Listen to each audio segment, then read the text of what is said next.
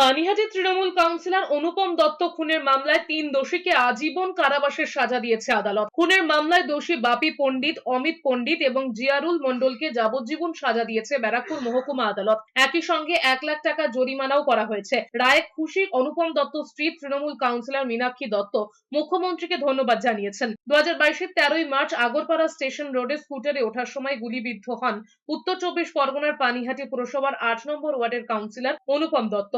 Point blank range থেকে গুলি করে খুন করা হয়। ঘটনাস্থলেই মৃত্যু হয় অনুপম দত্তর। রাতেই অমিত পণ্ডিতকে গ্রেফতার করে পুলিশ। পরে একে একে গ্রেফতার করা হয় বাপি ও জিয়ারুলকে। যদিও বাপি পরে জামিন পেয়ে গিয়েছিলেন। সোমবার ব্যারাকপুর আদালত তাদের দোষী সাব্যস্ত করলে ফের গ্রেফতার করা হয় বাপিকে। অনুপম দত্ত খুনের পর পানিহাটির 8 নম্বর ওয়ার্ডের কাউন্সিলর হন স্ত্রী মীনাক্ষী। রায় ঘোষণার পর সন্তোষ প্রকাশ করে মীনাক্ষী রায় বলেছেন, অনুপম খুনের মূল চক্রী শুধু বাপিরাই নন, আরো কেউ রয়েছেন। একজন কলের মিস্ত্রি কি কারণে একজন জনপ্রতিনিধিকে খুন করবেন তা নিয়ে প্রশ্ন রয়েছে।